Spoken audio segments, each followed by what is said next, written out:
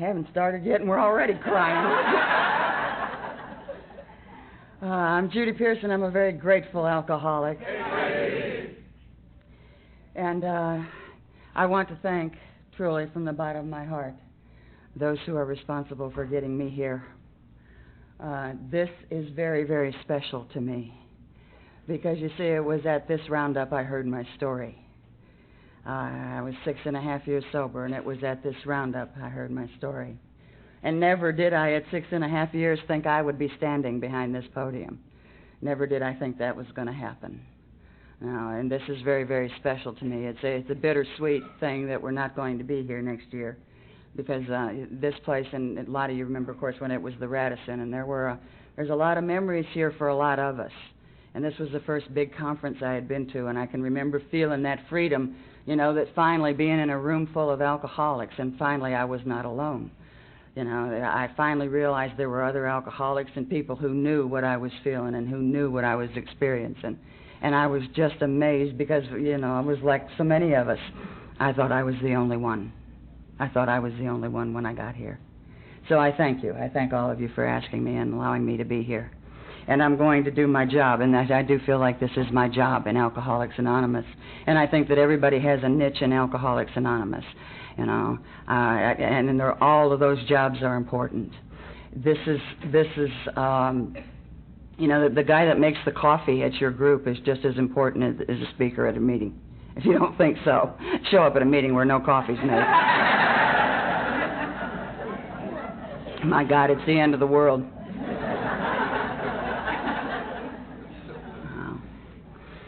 I want to tell you all, too, that I am a member of Alcoholics Anonymous. I am not a teacher. I am not a messiah. Okay, I don't have all the answers. I'm just a member of Alcoholics Anonymous. I go through the same pains and the same questions and the same things that all of you go through. There is nothing special about being up here. Okay, God gave me a gift in that I have an ability to talk in front of a bunch of people. That's it. Okay, that is it. And it is a gift from God. It is nothing that makes me superior at all. So I guess I'm telling you that because, a lot of time, I just don't want to be put up on a pedestal, man. I can't measure up. I just cannot measure up, and I don't even want to try. So know that when I share things with you, that it really is coming from the heart, and it really is things that I have experienced, because I believe that. You see, I believe that's the greatest gift we have in Alcoholics Anonymous is the ability to share our experience, strength, and hope with another alcoholic. I believe it is far better therapy for the alcoholic than any others known, than any others out there, is one drunk sharing with another. Because I know when I look into your eyes and I see your heart through your eyes, that you do know what I'm feeling. And when I hear you share your pain, I can look at you and say, yes, baby, I know what you're feeling. I know what you're feeling, and I mean it, And it's good, and it's clean, and it's honest, and it's pure. And that's Alcoholics Anonymous. Now, I love this program. I do not get nervous when I have to speak behind a podium. I don't get nervous. I get real excited because I get excited about what Alcoholics Anonymous did for me in my life. And it is a wonderful, wonderful program. I also have some opinions. Now, I know that the program says that AA... Y'all really didn't think I was going to slide on that, did you? AA has no opinion on outside issues, however, I have. I also have some opinions on inside issues, and I'll probably share those too. I typically ask God not to let me get too hard into that, but He doesn't listen, and eventually I always end up sharing something, and sometimes I step on people's toes, but that's good. We need that. Keeps you thinking, keeps you, awake, keeps you moving. Controversy's good. We have to have those people in Alcoholics Anonymous that sit back and let it happen, and then we have to have those like myself who says, no, you don't do it this way. And we need that mix, and I mean that seriously. We need that balance where there are those who say, it's okay, it's all going to work out, and then there's those like myself, no, it isn't, not unless we do. And that balance is what keeps us alive. That's what keeps us alive. Our stories disclose in a general way what we used to be like, what happened, and what we're like now. And that's my job up here. And if you've heard my talk before, it doesn't change. I am not one of those speakers who can give you a different talk every time I get up. It just doesn't happen for me. I know there's a lot of them that can do that, and I envy them, and I wish I could, but I just can't do it. My talk is the same as if you heard me 10 years ago, with the exception of the past 10 years. It's going to be the same. And I do that for a lot of reasons, but the biggest reason is because I know when I heard my story what a relief it was to me. And so when I tell my story, I want to make sure that there's one person out there that can identify, and one person out there that can understand where I came from. And I came from a Polish Catholic home, and that pretty well sums it up, doesn't it? I could quit right there. I don't have to explain anything else. My mother divorced when I was very young, 5 or 6 years old, and she remarried about a year later, and she brought into our lives an alcoholic in the early stages of alcoholism. And I must tell you that I loved that man. I was so glad that he was in our lives, and he was a wonderful man, and he was like all of us are in our early stages of alcoholism. He was outgoing, and he was friendly, and he was loving, and he was caring, and he was sensitive, and as the disease took hold, that changed. And it was a Jekyll-Hyde situation, and I was one of those kids that were raised in an alcoholic home that once we get here and we clean up our stories, we don't want to talk about anymore. But my alcoholic home was one of those where people got beat up a lot. As a child, I got slammed up against the wall because I said the wrong thing at the wrong time, and the problem was there was never the right thing or the right time to say it. There just wasn't. You just never knew what was going to happen when he was in full-blown alcoholism. I had a mouth on me even then, and when I hit my teen years, there were a lot of times I'd wake up in the morning, I'd have a cut lip. I had more black eyes than any human being should have in a lifetime, let alone in their teen years. So I was physically and verbally and sexually abused, and that's just part of my story, and that's part of where the alcoholism went in our home. So I didn't have a good childhood, and there's no way to make that any nicer. What I've done and what I've been able to do in sobriety is to look for the good points, look for the few good times that we had as a family, but there weren't any good times as a family. And I don't tell you that because I want you to feel sorry for me or that I need your sympathy or anything along that line. I tell you that because if you're sitting out there and you are going to be the perpetual victim, I'm going to take that away from you. Okay? And that should not be your excuse for staying drunk. All right, I'm also a big believer in that a slip is not necessary. Okay, you can come into Alcoholics Anonymous and stay sober from the very first meeting, because I did, and that's my experience. It is not a prerequisite of Alcoholics Anonymous membership to go out 15 or 20 times and drink again. All right? Yeah, go ahead, man. I mean,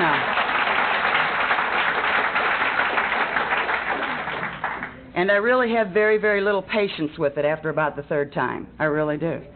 Because I have seen it, and I know you've seen it. I've seen it where people use it as a ploy for sympathy. I don't feel sorry for you, man. You knew what that drink was going to do to you. Why are you acting like this is news to you? I went out one more time, and I got drunk. Well, duh. Just a couple of beers. I didn't think I'd get drunk again. No, people. See, here's what's sad about that, is that you keep playing games with that, and one day you won't be able to come back. You'll either lose your mind or you'll lose your life. It's not a game. And we absolutely have to remember it is not a game. I am not impressed with the fact that you went out 56 times. You're alcoholic. You're not stupid. Okay? Get sober. They used to tell us stay sober long enough to get sober. And that first year of sobriety, honey, there were a lot of white-knuckle days. There were a lot. I was not one of those that came in the doors of AA and never wanted to drink again. I wanted to drink again. I didn't, but I wanted to. Anyhow, so I'm in this household, and I picked up my first drink at the age of 10, and I liked it. I really did. There was nothing about it. I didn't have to teach myself how to drink. I loved the effects of alcohol. Yeah, I loved the taste of alcohol. I loved everything about it. I loved the way it smelled. I loved everything about it. By the time I was 14, I was an alcoholic as I know alcoholism today. And I absolutely believe that. Because of the violence in my home, I was learning how to react violently. And that was about this stage, about 14. I remember my stepfather hit me, and I bounced up against the wall and with such a force that I just kind of slid down. And I got up and kind of shook myself back into sanity, and doubled up my fist and plowed him, got him right on the jaw, man. And I'm going to tell you, to this day, that still feels good, Yeah,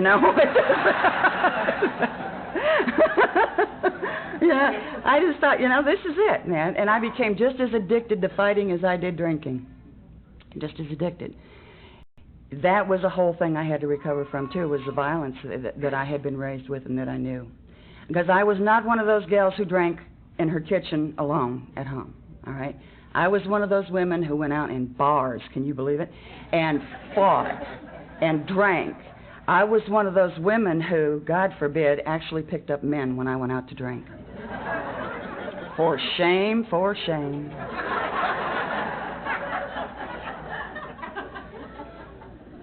I don't mind sharing that. You know, there's some folks in Alcoholics Anonymous, they're sober 2 years and they're virgins again. I know you've met them.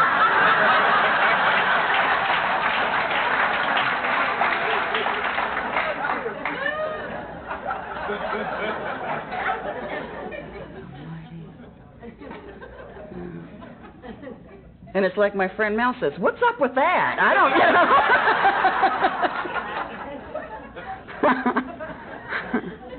I wasn't one of them, I can tell you that. And you know, as I left home and I got out on my own, and I did all my drinking. Really, the worst of my drinking I drank was before I was of legal age to drink, actually. And I would go into these bars, and I'd pick up these guys and I'd bring them home, and they'd be there maybe, you know, overnight. Maybe they'd stay a couple of nights. Maybe they'd just be there 15 minutes. You know how that goes. And it was just horrible. It was, you know, and you know this if you're alcoholic. You go out and you do those kind of things and you live that kind of life, and you wake up maybe in the morning or in the middle of the night and you say, I don't want to do this anymore. I don't want to live like this anymore. You know better. But then the memories start chasing you, you know, and the little bits and pieces start coming back of what you did and what you said and who you hurt. And you got to drink, man, because there's no other way. There's just no other way. And I can remember waking up like that. I can remember those mornings of waking up and saying, you know, I got to change. But now now I'm 19, 20 years old, and I can't even sign my name because I got the morning shakes so bad. You know, so I'm having to take a couple drinks to calm down. No. And so you got to do what you got to do, because you got to survive. I was going through a stage where I was falling in love a lot. I was getting engaged a lot. I got engaged 3 times there for over about a period, year and a half. Of course, it wasn't very difficult because I was engaged to 2 guys at once. That keeps it kind of... That's not a pleasant situation. I used to get confused a lot when I drank, and I got confused this one particular evening, and I had invited them both over for dinner. And they arrived about 3 minutes between one another, and I just went out the back door and figured I'll let them settle this. I went in the kitchen with some lame excuse like I'm going to go stir the pasta, and I split, man. I was out of there. Because that used to happen a lot, you know. I would get in these, what I used to call relationships, but they never lasted. And what the truth of the matter was is I'd have a man come into my life. I'd have him help me pay my bills and get caught up. And it's like I said earlier, you know, alcoholic, I may be stupid, I wasn't. And I'd let them pay my bills, and I'd let them get everything caught up for me. And eventually these guys would say to me, you've got to do something about your drinking. It's either me or the booze. And I'd say, bye. Because nobody is going to take away my drinking. You are not going to take away the only thing that makes my life bearable. You're not going to do it. I mean, we come as a team, man, or we don't come. That's just the way it is. And they would walk out of my life. I was not going to have anybody taking that away from me. Nobody. My relationships with my family had long since gone down the tubes. You know, I had no communication with my sisters. I had poor communication with my mother. I lied to her constantly. She was constantly bailing me out of some kind of trouble somehow. Always something. You know, I was just a thorn in everybody's side. By the time I was 21, I really had no friends. You know, when I came to Alcoholics Anonymous, they said you have to get new playgrounds and new playmates. I had no more playmates. Nobody wanted to be around me, you know. I remember going at a bar one night, and I was sitting there drinking, and I was sitting at the bar, and they had the mirror back there behind, you know how so many of them do. And I was sitting there watching myself get drunk, and there were 2 guys coming behind me, and one guy was going to make a pass at me, and his friend grabbed him aside and said, don't touch her. That woman's crazy. You don't want to get mixed up with that one. And he was right, because I just soon pull a knife on you as look at you. You know, I was so violent, I was so sick, and it was all a defense mechanism, you all know that. You see, if you act that way and you behave that way, people stay away from you. They stay away, and that's what I wanted. For years, all I wanted was just people leave me alone and let me drink in peace. You know, just let me drink in peace. And they won't do that. They just won't do that. Somebody's got to be your friend. They got to come up. They got to talk to you. You know, Jude, you need to do something about your drinking. Then you got to backhand them because they won't leave you alone. And it starts all over. It's the same thing all over again. Just let me drink in peace. And then I had now started to drink at home because you see, I got frightened of myself. I did not know what I was going to do. I know that there had been incidences where, one in particular, where it took my mother and my two sisters to pull me off my stepfather. I was choking the life out of that man. I had my hands around his throat and he was turning blue. And all I could see and all I heard in my mind was, die, damn you, die. And I could see him turning blue, and I wanted him dead so badly. And all I remember is my sister screaming, Judy, Judy, and then my mother grabbed a hold of my shoulders and said, my God, girl, you're killing him. And it was like cold water in my face. And I got up off of him and just walked off like I had no more than swatted a fly. You know, I just didn't care. I just didn't care. And that's another line we tell ourselves as alcoholics. I really don't care. I really don't care. And we really do care. But we have to tell ourselves that. We have to tell ourselves we don't care. You know, because we can't cope with the fact. We can't cope with it if we did. I've already started going to see psychiatrists and whatnot. Went to 8th floor Grady. You ever been there? You don't want to go. And went and saw a shrink there for a period of time, and he told me it was all my stepfather's fault, and I, of course, agreed with him. And it wasn't, again, now, I wasn't going because of my drinking. I was going because of my violent behavior.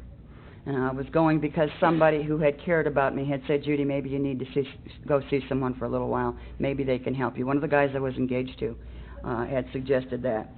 And I did, really, because I thought maybe there might be some worth there, and I thought it might do some good.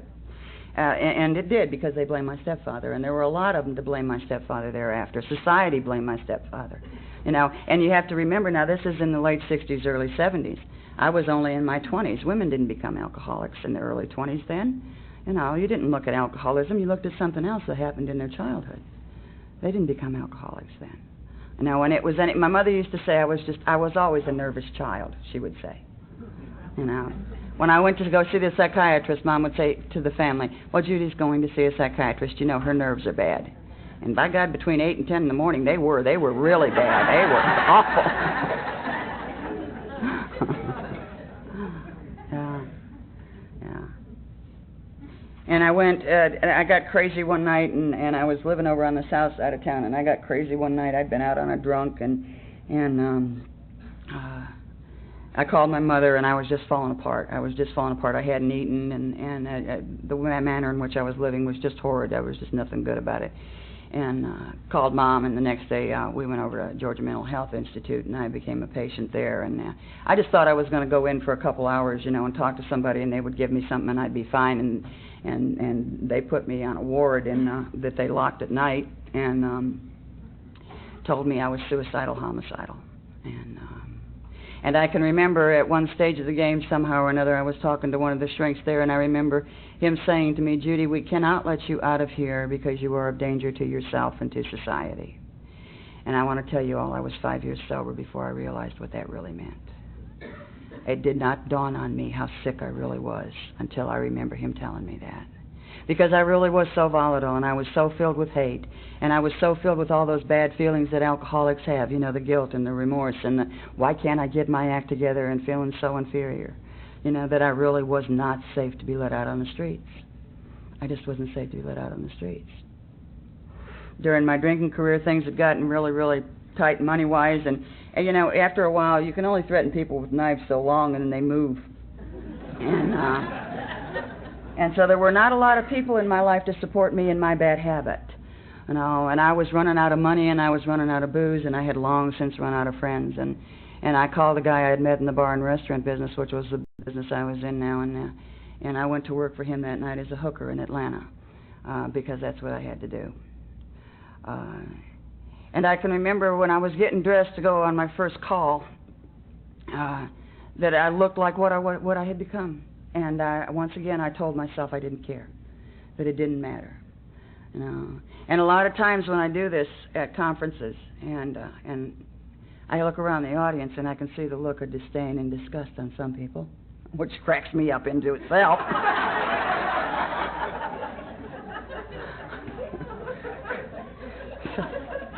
Jeez, you know. I had a woman, and she did not know that it was going to be me that was telling the story, but she was sitting across from me at a table one night, and she said, you know, I have heard that there is a hooker that has moved into the area in Alcoholics Anonymous.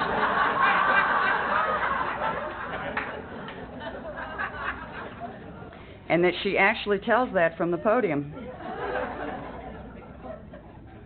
And you all would have been very proud of me because I did not slap her. That's how sober I am, right? I just waited till I got up behind the podium.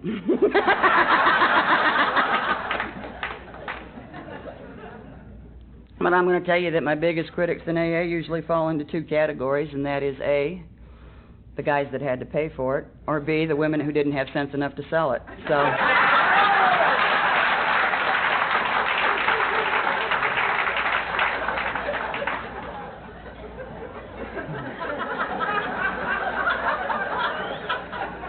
And you know, ladies, I've kind of reached the stage in life where I'm almost proud. Do you know what I'm saying?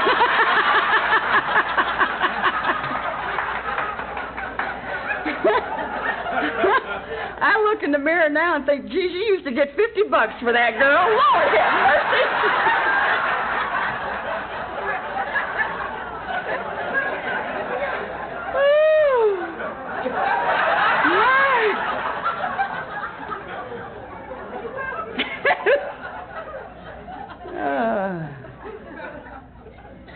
Yeah. But you know, I think what's really it's so hypocritical about that attitude is, first of all, there isn't a soul in Alcoholics Anonymous, and not many of them in Al-Anon, that haven't prostituted themselves in one way or another to get the drink. Okay? Now, you can call it cheating on your expense account. You can call it whatever you want to call it, babe. But because of alcohol, because of your addiction, you did something that you knew was truly against your moral fiber.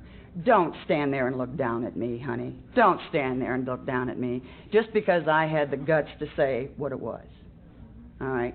You can call it cheating. You can call it whatever you want to call it. All right? But we did what we had to do, and I firmly believe that.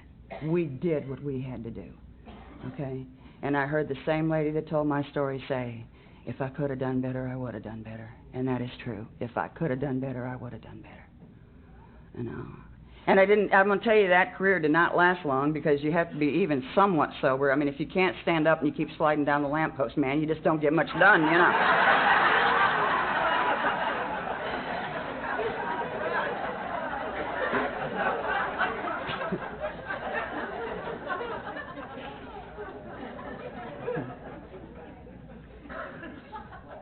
And that's when I went into the hospital, and that's where I stayed. And then after I got out of there, I had been there. I don't know what happened, but I got mad at somebody, and they put me on some pills to keep me from hitting other patients. And I was really just kind of stupid, you know. I really was. And it's not that when they put you on Miller Roll you can't hit people. You can still hit people. It just takes about a week and a half to get there. That's all.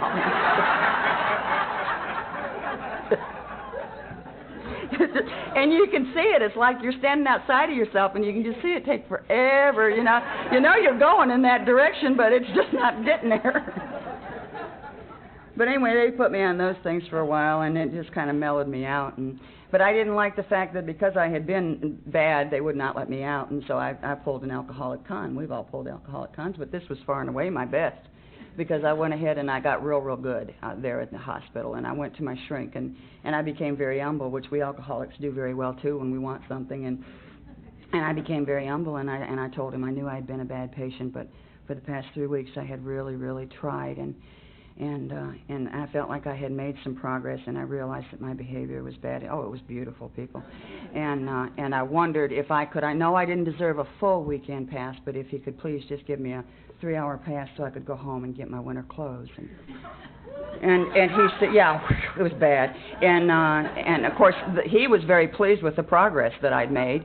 And so he said, sure. He said, you can go home and get your winter clothes. 3-hour pass is all we'll give you this time. And that was in November of '72, and I'm still out on that 3-hour pass.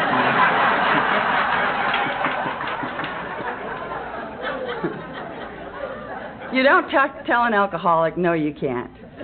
You know, because we'll say, yes, we can. You know, might take me 3 weeks to. I'm getting out of here. And I went on, which hopefully, please, dear God, is my last drunk. And I don't know. I had a guy waiting for me, and we took off. We had a couple bottles of bourbon and 2 cases of Miller High Life beer, and I woke up in some flea bag hotel on the south side of Atlanta. And obviously, my mother and I have tried to piece this whole scenario together. We're not real sure, but it was 10 to 14 days I was in that mess. And I obviously had not let anybody in the room to clean or anything else, and I still had the same clothes on that I had when I left the institute, and to the best of my knowledge, I hadn't bathed. 10 to 14 days without a change of clothes or a bath, or probably nothing decent to eat either.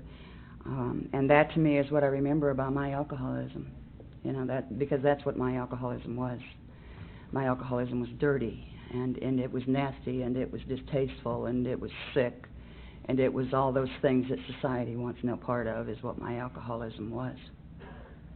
And some kind soul got me back to my mother's house, and my mother was to come home that day and find her 23-year-old daughter in that condition.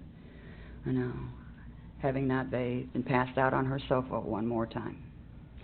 Shortly thereafter, a few days thereafter, I attempted suicide, and Mother rushed me to the hospital, and we got back home, and it just didn't really matter. You know, I had reached the point that our big book tells us about, you know, where I couldn't see life with, and I couldn't see life without alcohol. I was at the jumping off place. I couldn't see it. I knew I couldn't keep the drinking up. I couldn't keep the living like I was living, and I knew that. I just knew that. I knew I was losing my mind. I knew that. There was no doubt in my mind was going. You know, I knew that. And I just could not handle it anymore. But I could not envision a life without drinking. I simply could not envision, how am I going to cope? You see, because I didn't cope well with life at all. I came up in the 60s, and I didn't like a lot of stuff that was going on in the 60s. The 60s were, although they were kind of a weird time, the clothes were enough to keep you drunk on themselves, but it was a bad time. It was a good time in our society, you know, and I always felt like I was so responsible for so much of what went on then. You know, and for those of you who weren't around, we had a lot going on in our country. We had the Vietnam War going on, and that war, I did not like that war, but I did not like the way the guys are being treated that came home either. You know, and that was painful to me. And we had a lot of race riots going on in our country, and you'd turn the TV on, and you'd see people being blasted with fire hoses and dogs, and it was just horrid. It was just horrid. You know, and the only way I could cope with that was to drink. That was the only way I could cope. And so I knew I wasn't going to do any better, you know, 6 years later, 7 years later, at coping. And I could not envision life without drinking. I just couldn't. Well, my mother was very kind to me, and 3 days after my attempt at suicide, she threw me out of her home. And never, ever will I forget the look on her face, nor the words she said. You know, you have to get out. You pack your bags and you get out. Your behavior will no longer be tolerated.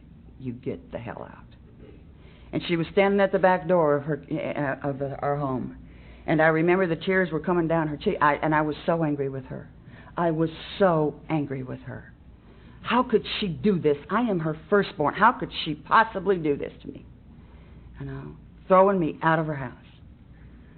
And not knowing how much love that really took. How difficult that was for her to throw her daughter out of her home. She was 100% right. I was 23 years old. I was a mess. I was not getting any better. I wasn't trying to get any better. No. I went to stay with my cousin Joanne. That lasted 3 weeks. Jo was going to fix me. She'd read a lot about alcoholism.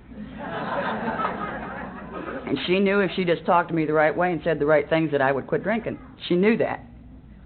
And after about 3 weeks, she came to me just as frustrated as anyone could get and said, "You've got to go. I've never seen anybody drink like you." And I had no place to go, people. I had no place to go. That was it. I had no place to go. She was the last of anybody who would take me in for even a night. No. And I remember looking at her and saying, "Well, call AA, Joe." Now, the only thing I had ever heard about Alcoholics Anonymous, aside from once in a while it was mentioned there on the unit, but I remember an ad we had, and maybe some of y'all remember too. It was just an on-the-rocks glass, and then they were pouring liquor in it, and it said, "If you think you have a problem with alcohol," and then there was a long pause, it said, "You probably do." And I call Alcoholics Anonymous. And I remembered that, and that's the reason why she called Alcoholics Anonymous. And she called for me, and I went to my very first AA meeting. And that was December the 18th, 1972. And I remember thinking, I remember one lady said to me, "My God, you really must want to get sober because you're stopping a week before Christmas." Well, hell, I didn't know it was a week before Christmas. You just lose track of all that. You just don't, I noticed there were a lot of different colored lights on, but hey, I had lights going on in the dark all the time. And snakes and whatever else wanted to move in. I went to my first AA meeting. I got to tell you about the 12-step call. The guy that came in first was one of the best-looking men I had ever seen, and I knew I should have joined AA a long time before that. But he was very kind, very good-looking man, and a little gray at the temples, beautiful, beautiful tan. His name was Buddy. Buddy's gone now. And right behind him comes this sweet little, cute, petite, darling little lady. And she had on a brown princess coat. I'll never forget this. Had brown velvet collar. She had little pearl earrings. Not a hair was out of place on this gal. Not a hair was out of place. She had these tiny little heels. She reaches out. She's got white gloves on. White gloves. Reaches out to shake my hand and says, "Hi, my name's Bunny." And oh, God. That's the last place I wanted to be, was with Bunny, I can tell you. Because you got to understand, at that point in time in my life, I had a cigarette. I always stayed in my mouth, in the corner of my mouth. I talked with it in there. I would carry on a conversation with you. It would just kind of flop. Ashes would go all over the place. It never slowed me down, man. At that point in time, I had on those black vinyl, God, you remember those vinyl boots we used to wear, right? And heels like this. The hair was hanging over the eye. I had those big hoop earrings on. And here comes this sweet little petite Bunny. And I thought, man, ain't no way I'm going any place with this chick. It's just not going to. But I looked at my cousin Joanne, and I knew if I did not go to that meeting that night, there would be no bed for me. I would be out in the cold. I knew that. I had done it. So I went to that meeting, and it was a wonderful meeting, and it was like what most newcomers remember about their first meeting, and that is the laughter. The laughter, which is absolutely the soul music of Alcoholics Anonymous, absolutely. And that's what I remember, and I remember them poking fun at one another, and I remember that there seemed to be a genuine bond between these people. There just seemed to be that, And they asked me at the end of the meeting, Buddy was sitting across from me at the table, and he asked me, he said, "Judy, do you have any questions? Is there anything you'd like to know about us?" And I said, "No, I don't have any questions. I am just sick to death of being drunk. Sick to death of being drunk." And to this very day, when I say those words, I am still sick to death of being drunk. I do not ever, ever want to go back to that kind of lifestyle again. I could not survive that insanity. You see, it was not the fear of dying that kept me sober those first years in Alcoholics Anonymous. Those first years in Alcoholics Anonymous, dying may have been a welcome relief. Truly, it was the fear of living, of going back out there and having to live that crap day in and day out. Where am I going to get the booze? Who am I going to steal from? Who am I going to lie to? Where am I going to crash, man? I got no place to live. That's what kept me sober. That's what kept me here. Death was not a threat to me. Living was a big threat. Well, I went to that group. Now, that group was over in Sandy Springs, North Springs area. I was no longer Sandy Springs, North Springs material. I went to Sandy Springs High School and that kind of thing, but, you know, I noticed right off that those girls, those ladies that attended that meeting were not wearing leather, and I was, and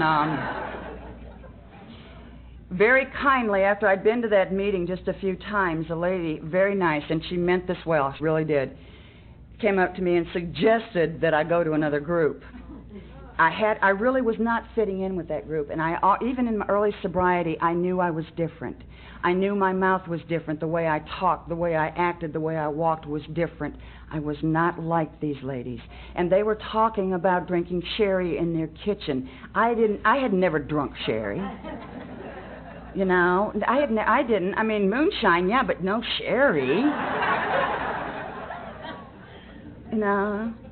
So I had already started to feel different, and so it was a loving thing that she did when she told me to go to Biscayne. And I went to the Biscayne. I was 11 days sober when I got to the Biscayne. You know, and that's where I got sober. And I was there just a short time, just a few days, and two men decided they were going to be my sponsors. I never asked them, they just decided. And one of them was Big Jim, another one was Dad, Leon D. And those two guys took me under their wing, and they became my sponsors. And they became my sponsors through threats. They intimidated me. Big Jim was probably the only man I was ever afraid of. I just was not afraid of him. But Big Jim had a way about saying things. I used to accuse him of going to school. They had a school somewhere. Because he could look at you and say no, and you never questioned it, man. You just, okay, you know.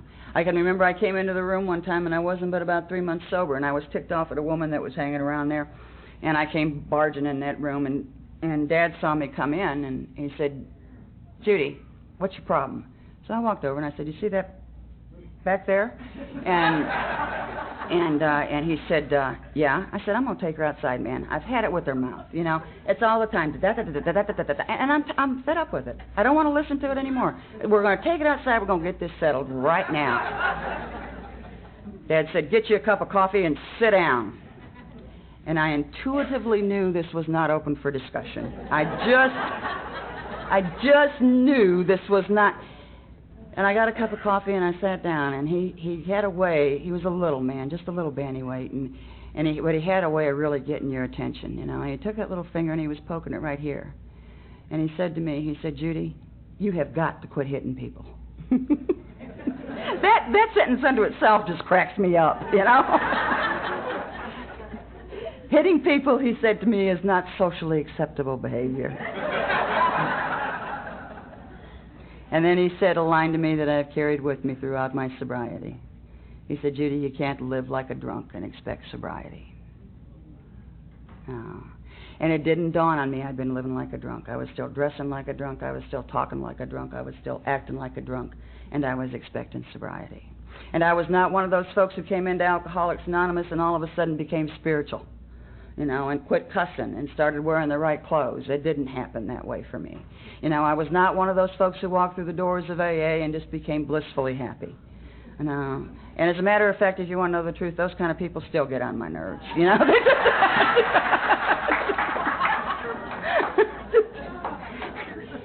Sobriety was difficult for me. Not drinking was difficult for me. You know, the best I could hope for the first year is just don't drink and keep breathing. That's all. It wasn't a matter of me looking at the steps. I had no idea what was going on with those steps. I couldn't read the big book. You know, I'd read a sentence, I'd forget it 2 seconds after I read it. I couldn't comprehend. The thing for me was just don't drink, Judy. Just don't drink, you know, and go to meetings. Well, somehow, the way you all told me, I thought it was a rule. I thought it was something I had to do or you were going to kick me out. You know, so for the first 90 days, I went to 90 meetings in 90 days because they told me that's what I was supposed to do, and I figured it was one of your rules. And so it was about probably around 78, 79 days, I got real sick, and I got the flu, the real flu, for the first time in my life. I'd never had the real flu before. And you can get sick with that stuff, man. And I missed a meeting. I was so afraid that if somebody found out, they were going to throw me out. You know? So I went to 3 meetings the following Sunday. So just in case they said something, I could say, yeah, but I went to 3 meetings the following Sunday because I didn't want y'all to throw me out. Somehow I knew that my saving grace was Alcoholics Anonymous. I knew that. And I had to cling to you all so desperately. You know, I couldn't let you know I was that afraid, but I had to hold on to you so desperately. because you were the last chance I had, people. You were it. That I knew. That I knew. You know. I'm about 4 months sober, and I decide I need to get married. Praise God, that's the last thing I needed to do. It's not hard to find a husband in Alcoholics Anonymous.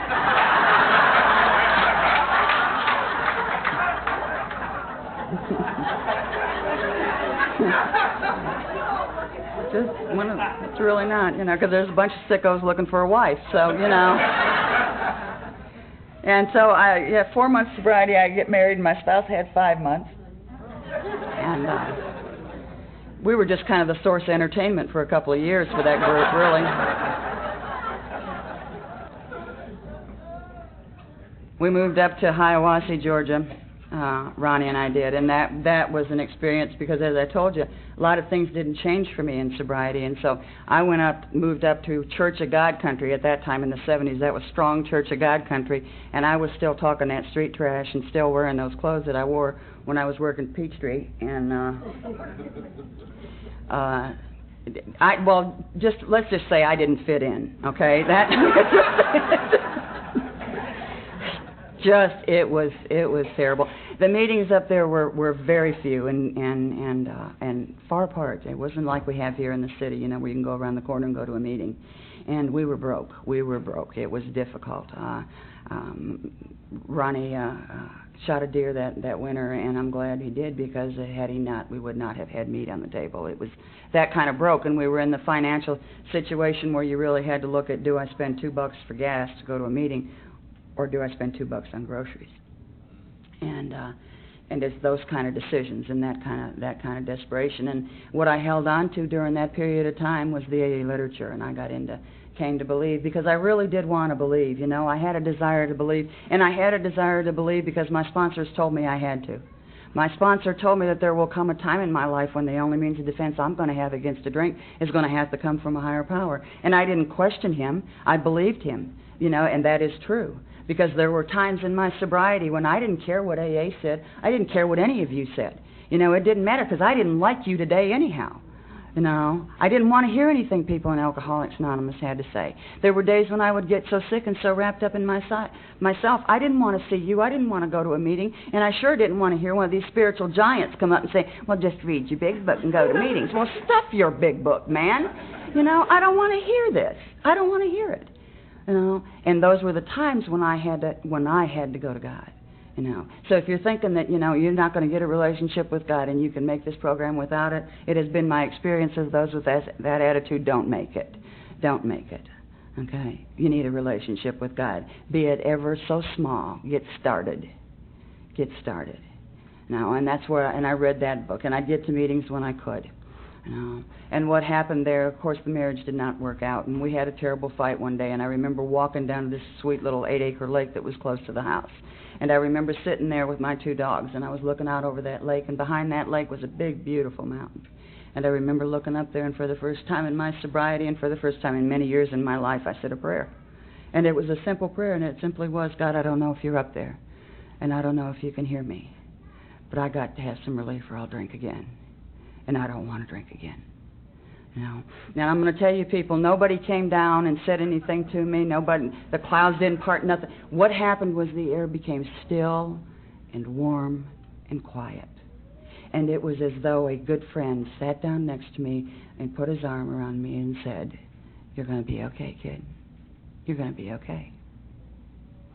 Now there was no wisdom there that came. There was no clairvoyance of thought that came. What came was a peace, just a peace. And for the first time in my life, I knew I was a child of God. I was a child of God. And up until that point in my life, I had never known that. I had never known that. And when I got up and walked away from that lakeside, I felt different. It was different. The marriage lasted a total of 2 years, and I came back to Atlanta, and I got very involved in alcohol. I got involved with working with women. You know, I got involved with listening to people, not just talking, but listening to what people had to say. I can remember I went through a period in my sobriety, you know, where I felt like I was so, my drinking career was worse than any other woman, you know, and if all she did was drink sherry in her kitchen, what does she know about suffering? I had such an attitude, you know, I really had an attitude. And then I went to a meeting one night and I was listening to a lady, and it was a woman's meeting, and she was sobbing and she was crying and she was talking about some of the things that she had done during her drinking, and she shared with us about how she had gotten drunk one time and passed out in the hallway naked, and her teenage boy came home with his friends. And she said, "How do I make amends to my son for that?" And my heart broke for her, people. My heart just absolutely broke for her. Because I had been so selfish and so self-centered, I never thought about what they went through. It was always what I went through. And I began to care. I began to care. And I will tell you, if there is any miracle to me that stands out in Alcoholics Anonymous, is that it brings in an individual like me who did not care about you or herself. And somewhere along the line, we learned to love. Somewhere along the line, we learned to really care. No, that's a miracle. That is a miracle. Because it wasn't going to happen to me. I was tough. I was hard. You weren't going to thaw me out, man. No way. You know, now I cry. You know, I'm a TV commercial crier. It just, you know. Yeah. My husband Craig and I, we got married in '76, and we had such a wonderful life. We had an AA life together. My Craig and I did, and we started doing those things that I see other people do in life. You know, normal people. You know, like buying a house and those kind of things. It was wonderful, and I got my act together and started working on a regular basis and started, you know, not blowing up and losing jobs and losing my temper and that kind of thing, and that was cool. And I started off with one company. I'd been working as a temporary for a couple of years, and I got an assignment at this one company, and they liked me and I liked them, and I started working my way up in there, and pretty soon they hired me full time, and that was cool, you know. And I got to do the payroll and cut checks. And I was just amazed at my own honesty, man. I'm telling you. You know, and that was wonderful. And before too long, I got another promotion, and I switched over into sales, and then I started wearing suits, and I started carrying a briefcase, and I tell you all this because one of my accounts was the Federal Reserve Bank in downtown Atlanta. And yeah, that's funny unto itself, isn't it? Because you have to have clearance to go into some of their data processing centers, and I had it. That's another one for the government there, boy. And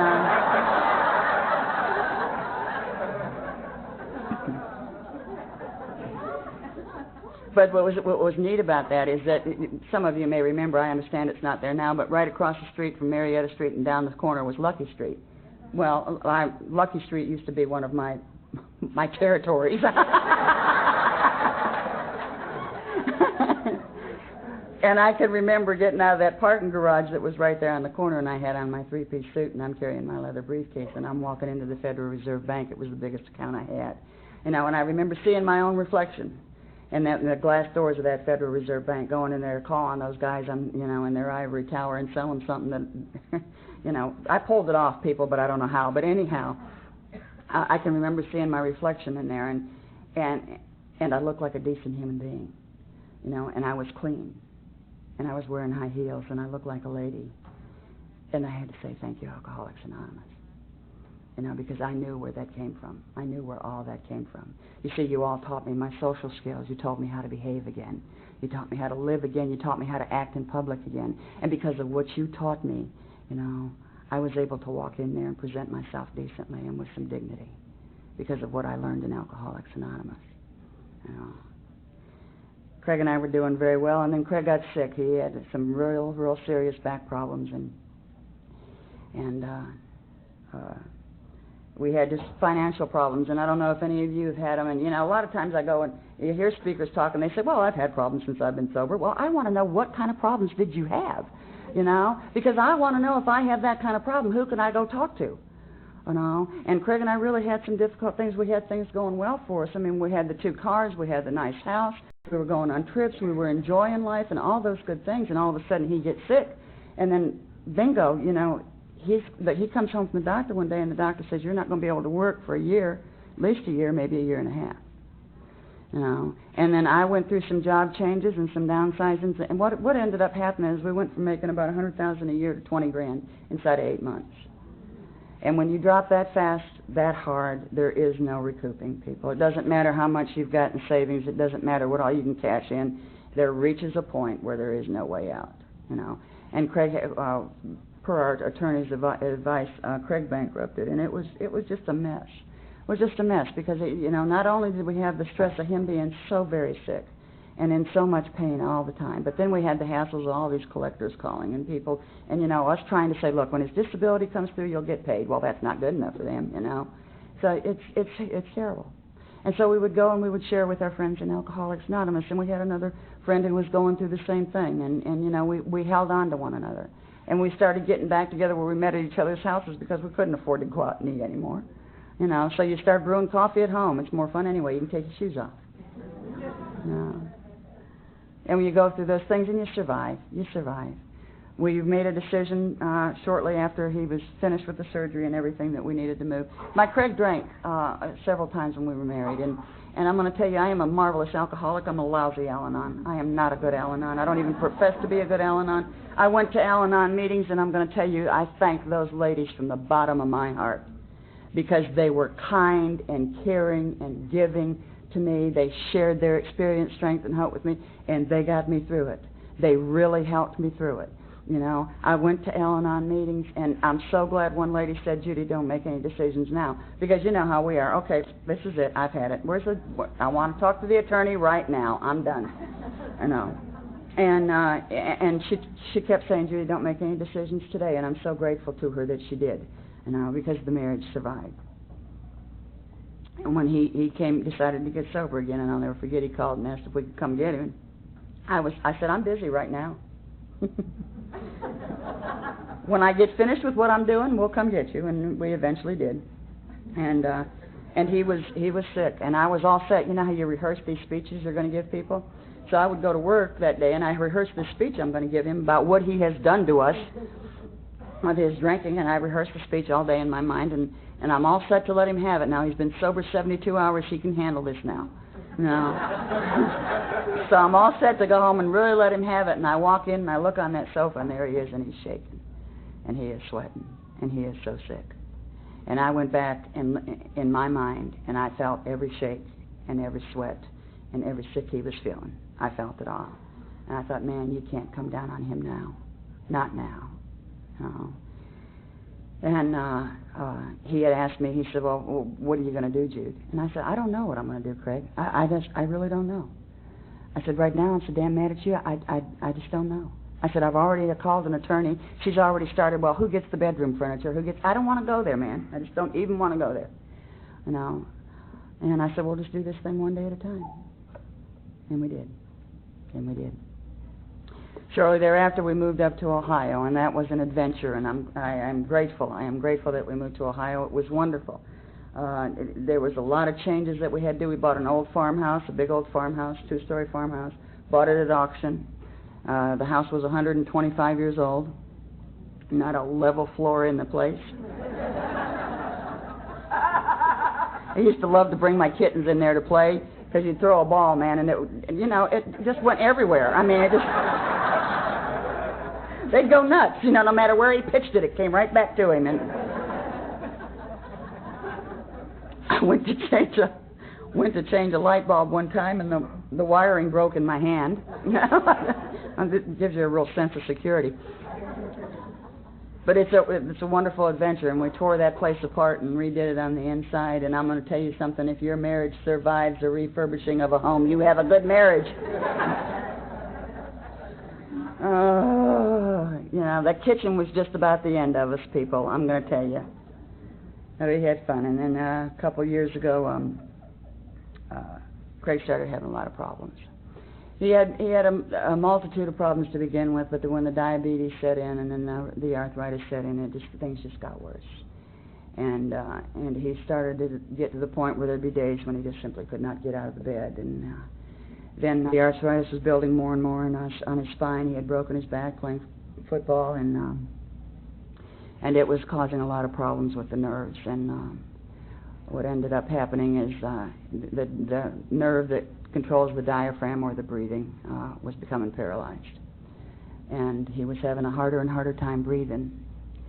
And May of last year,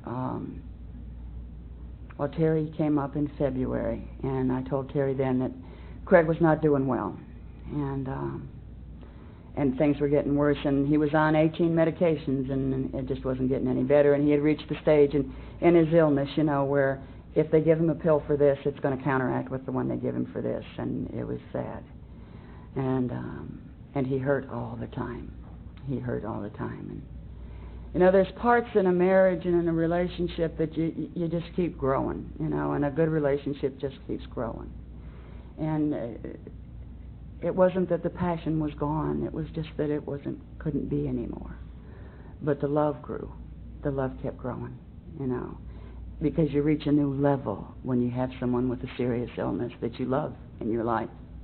The depth of caring for one another goes beyond anything I ever thought I was capable of, you know.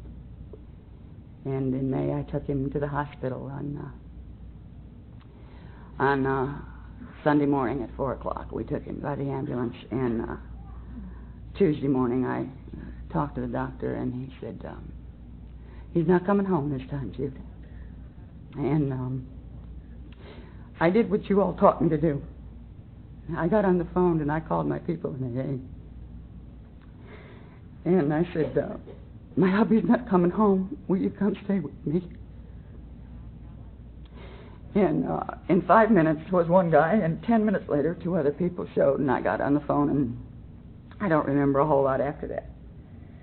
And Terry came up on Thursday, and we sat there with Craig. Terry was with me the whole time. He sat with me in ICU, and I have to tell you about this little community that we had moved into, because you see, we had become members of a church there, which was a real kick for me, man. And I love that little church, and I had become part of a community. I'm one of those, I believe that the basics of Alcoholics Anonymous and what our founders really wanted us to do, and it says so in the book, is to fit back into society. That's what they wanted us to do. And it's real important to me that I not only fit in and be a member of Alcoholics Anonymous, but it's real important to me that I become a member of my community, that I contribute to my community as well, that I do those things that good citizens do, that I vote, that I keep my yard nice, that I do those things that good citizens do, you see. I want it all. I want to be a part of what's out there, and I want to be a part of what's in here, and I can do that. I've learned that here. When they found out that Craig was not coming home, people from the church came to the hospital, and they sat with me. When I went up to see Craig on Sunday, the doctor came up and he said, Judy, your husband's temperature went up to 105 last night. We had to pack him in ice. And he said, you're going to have to make the decision today or next week, but you've got to do it, because he was on the respirator. And he said, I wish I could tell you that we'd be able to get him home. He said, even if we were to be able to get him home this time, he'll be back here next week. He's not going to get any better. And at 2:30, I signed the paper. And hardest thing you ever have to do, people, I'm going to tell you, there is just no easy way to do that. There just isn't. Because they make it real clear to you, and he read it to me because I could not read. The nurse read it to me and said, you are aware that by doing this, the patient will probably die. And you got to sign that, you know. And I'm telling you, God signed that piece of paper. It wasn't me. I didn't have the strength to do it. And my Craig went to God at 4:30 that afternoon. And I was there holding his hand. And Terry was there with me. You know, and I have no anger towards anybody or towards anything. You know, a lot of people would come up to me after Craig died and they'd say, it's okay to be angry. It's okay to be angry.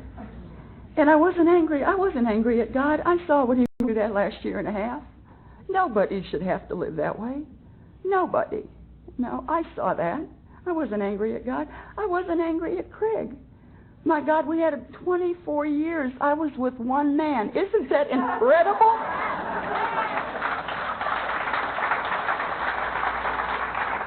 Just incredible. You know, and I'll tell you something. He was my soulmate. That man was my soulmate. Always will be. You know, if I don't ever have a relationship again, that is fine, honey, because I had the best one for me. God gave me the best man I could have had. And I believe that with all my heart. I believe that with all my heart. All my life I had wanted a wonderful marriage, and I had one. And I am totally satisfied there. Totally satisfied. And people would come up to me and they'd say, it's okay to be angry with God, it's okay to be angry with Craig. And I wasn't angry with anybody except the people who kept coming up and saying, it's okay to be angry. You know, and I still grieve. I mean, the move here was difficult because I had to get rid of things that were his, that I didn't want to get rid of, you know. And I don't know why. You just go through these things when you're grieving, you know. You hold on to things. Maybe like somewhere in your mind you think they'll come back to life, even though you know that they won't. You feel that way, you know. And in doing that, I went through our pictures that we had of all our AA families. And you know, it was beautiful. In every one of those pictures, my husband and I were smiling. In every one of them. We were laughing, you know. We were holding on to one another. I was a lucky lady. I was a lucky lady. I had a funeral, and a lot of my friends from Atlanta came. Mary Ellen was there, and Carrie was there, and Joyce was there, and Alex, and oh God, I hope I didn't forget anybody.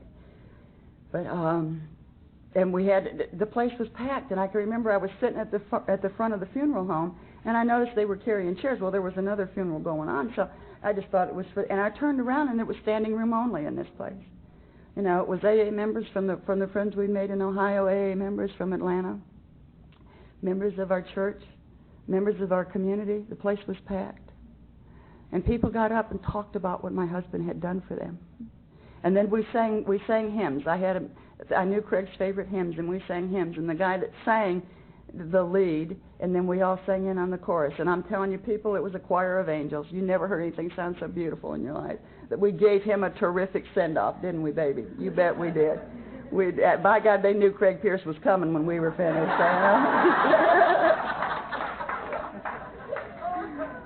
Yeah. But I miss him every day. You know I do it every day. You know. But I was lucky. I was lucky. There's a lot of things in Alcoholics Anonymous that are changing. Oh, shoot. A lot of things in Alcoholics Anonymous that are changing, and I know, you know, we have to change, don't we? We've got to. I mean, we're part of society. Society changes. We have to change. But our 12 steps don't have to change, and our basics don't have to change. And, you know, I rarely ever talk in Alcoholics Anonymous where I don't get on a soapbox about something. You know, and I don't want to shortchange y'all either, you know? I got a thing, and it's just my thing, and if you agree with it, I'm really glad. But the last word in the Lord's Prayer is amen. Thank you. It is not keep coming back. It works if you work it, but you got to work it every day and every night, or you're going to get, that is not the last. Now, that may not bother you, but it annoys the hell out of me. You know, every time I hear that, I go back in my mind to when I was 5 years old and the Mickey Mouse Club was on. You remember? I'm waiting for the black ears to show up here just any minute now. People, this is Alcoholics Anonymous. For the love of God, let the last word in the Lord's Prayer be amen, and the meeting is over. We never did this sing-song stuff years ago. We never did it. You know? I mean, we're adults here, for crying out loud. Knock it off. And I'll tell you too, really, and this may be silly on my part, and I really don't care. I really think it's disrespectful to the Lord's Prayer. I really do. There was something beautiful about those final seconds when you said amen. There was just that stillness, just for a couple seconds, that was like you could take a deep breath and you knew your day was better. You know, you knew your day was better. But I mean, some of this just goes on. And I'll tell you, in some meetings, I'll just let go of your hand and walk off. I don't want to hear it no more. So, you know, do what you want to, but if you agree with me, take it back to your home group and just tell them the Lord's Prayer ends with amen. Thank you.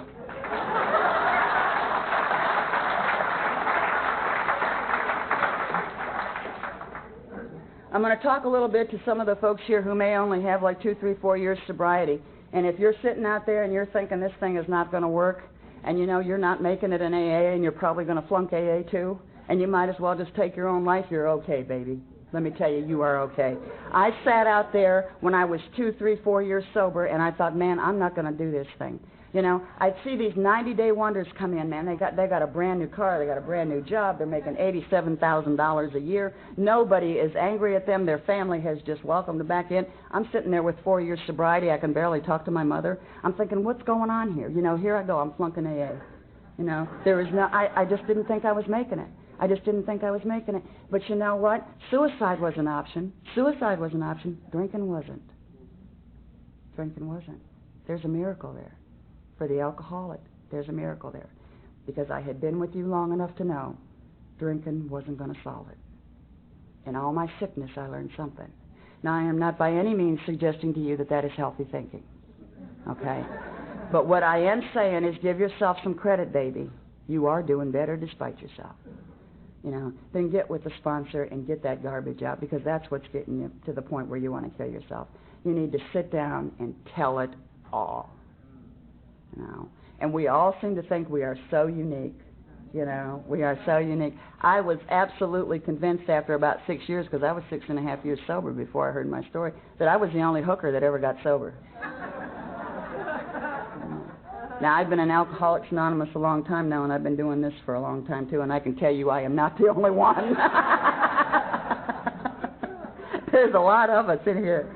A lot of us in here. And I also understand, too, for the ladies who may be in this situation, I also understand, too, that one young lady came up to me and she said, Judy, I've got kids. You know, and she said, as much as I'd love to be honest about that, I have to be. I said, of course you do. Of course you do. You have to take. We don't cleanse ourselves at the expense of somebody else. Okay? We have to be, use some tact and some discretion as to what we do and how we do it. You know, but that doesn't mean that when you're sitting down talking to a girl that you know has been where you've been, that you can't tell her. You don't have to tell it from the podium. And trust me, this is not my fifth step I'm taking up here, okay? We don't even want to go there. But,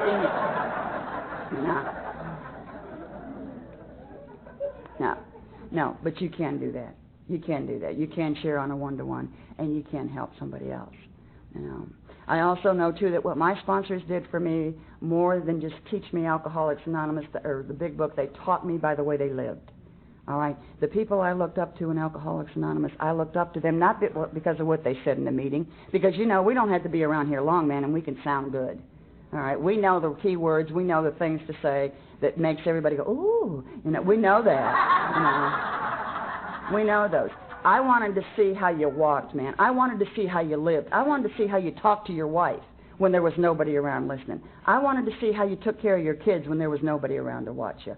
You know, I wanted to see how far did you take this program? Did you just do it while you were in the AA room for 2 hours? Or did you really take it outside? Did you really take it outside? You know, because that's where the beauty of this program is. If you're only living AA 2 hours a day, man, you're shortchanging yourself.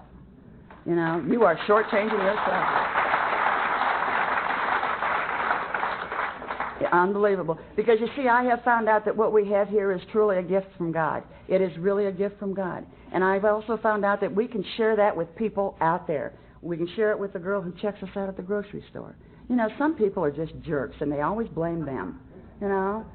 That's not necessary. Sometimes those girls need a smile, they need a laugh, they need a kind word. Same thing with the waitress. Now, I used to be a waitress, so I'm a little partial there. But, you know, a waitress isn't out there, man, for you to dump your bad mood on. You know, she's working for a living. It's the hardest work I ever did in my life. Do something to make the girl smile. There's no need to be taking out your bad mood on her. You know, and we don't learn that in Alcoholics Anonymous. We don't do that here. You know, we need to share what we've... When I became a member of that little church there in Ohio, that little Delaware Community Church, it was nice to know that I was a member of that church. I participated in that church. I did things. You know, I'll never forget, they passed a little sheet around, wanted people to bake cookies for a vacation Bible school. And I signed up. And I thought to myself, the group in Atlanta is not going to believe this, man. But, you know, I mean, I don't have kids, but what the heck? I mean, I make a raisin cookie that is just good, folks. It's just good. So I made that, and that was great, and I was glad to be a part of. And nobody had to see me sign up. Nobody had to see me do that. I was just glad that I could do it, that I could be part of that community, you know, that I could fit in. I liked the fact that when I went to the corner market and my neighbors saw me, they smiled, you know. When I left Ohio, and I told the folks in my community I was leaving Ohio, the girls from the bank took me to lunch. You know, the girl from the hardware store started crying when I told her my move date. These were just people that were just in my daily lives. You know, it was incredible. The people that I had worked with at 2 firms, at 2 brokerages up there, they took me to lunch, bought me little presents. It was so nice. It was just so nice. I had never been a part. My AA group, you know, gave me a going-away party. People didn't do that for me. People didn't do that for me. You know, nobody wanted a part of me when I got to y'all. I'm going to share with you 2 things that really warm my heart before I close. I don't know how long I've been sober, probably 10 or 12 years, somewhere around there. And somebody asked me, if something were to happen to them, would I take their children? Now, what you have to understand is during my drinking career, I was in a car with a guy, and we pulled up at his sister's house, and she came running out of that house like Satan himself was chasing her, and came to my side of the car and said, "Don't you get out of that car. I don't want my kids to see a woman like you. You stay in that car." And I thought, hey, I didn't want to see your kids anyway, you know.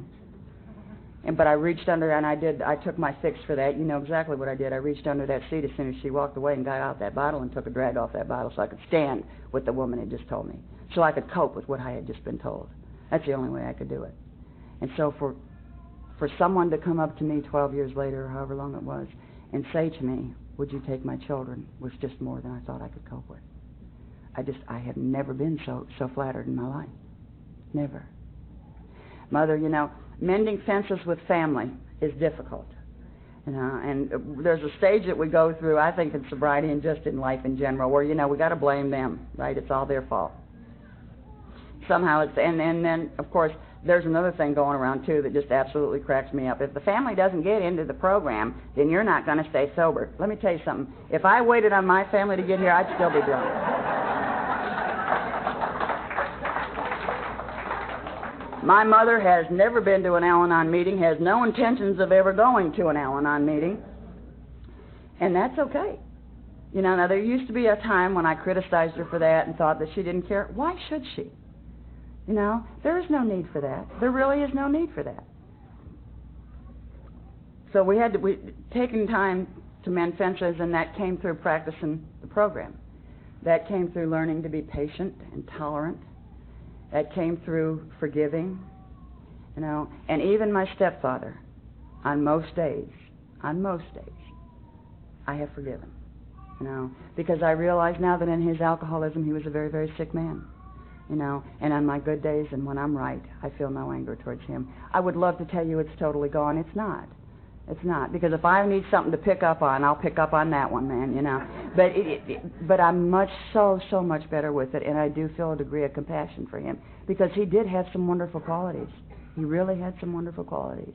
He was just a very, very sick man, just very sick. Mom and I were out shopping one day. That's when I was still living in Atlanta. And the car was quiet. We had been out and had breakfast, and we were on our way to one of the malls. I don't know where it was, and driving around the perimeter, and she reached over and she patted me on the shoulder. And she said, "You're a good daughter, Judy, and you're a good person, and Mama loves you very much." And that to me is Alcoholics Anonymous. That's what happens in Alcoholics Anonymous. You see, I have so many of my friends here, and really my family. You know, you all are my family. And what you have to remember, too, is back in the days when I came in, there were a lot of us that just came in off the street. We didn't have families, man. None, our families didn't want nothing to do with us, you know. So our families were one another. We relied on one another because that's all we had. And we did everything together. We did laundry together, you know, we went out to eat together, we went to meetings together. In some cases we slept together. You know how that... That was before we were well, huh, Hal? Right.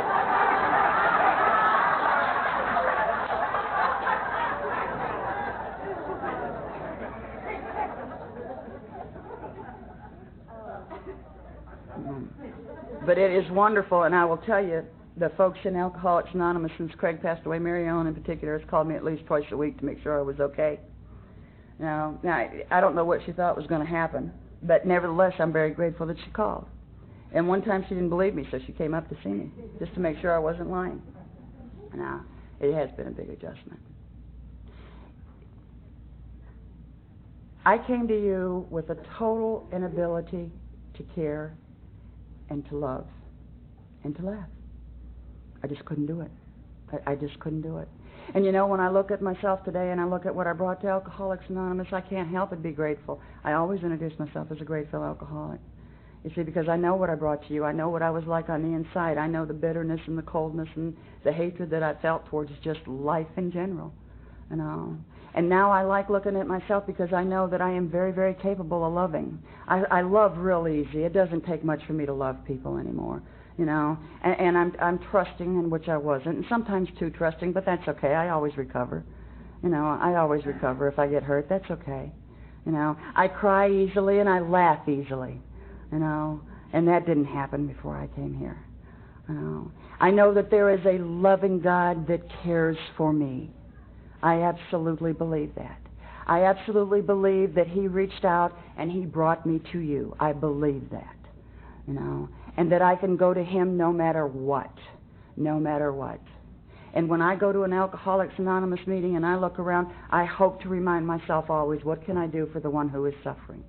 What can I do for the one who is suffering? You know, it is not always the newcomer that we need to focus in on. We can be at 10, 15, 20 years sobriety and be hurting to the core of our very being.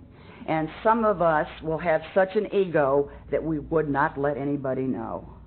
You know, we will die with that pain before we will say at 20 years sobriety, I am falling apart on the inside, man. I am falling apart. No, don't do that to yourself. Don't do that to yourself. It's human. Pain is human, people. It's okay. At 10 years sobriety or at 40 years sobriety, it's okay. No, it's okay.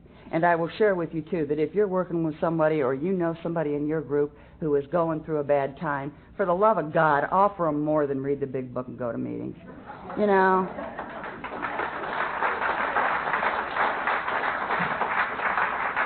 That is such a flippant, arrogant comment to make to someone you know who is really hurting. Take 15 minutes out of your day, sit down and say to them, what can I do to help? That's what you're supposed to do if you're a member of Alcoholics Anonymous.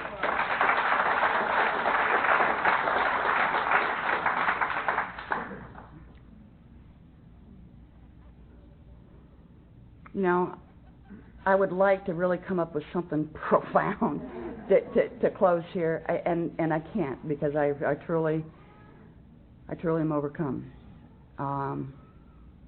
Because I love so many of you so very much.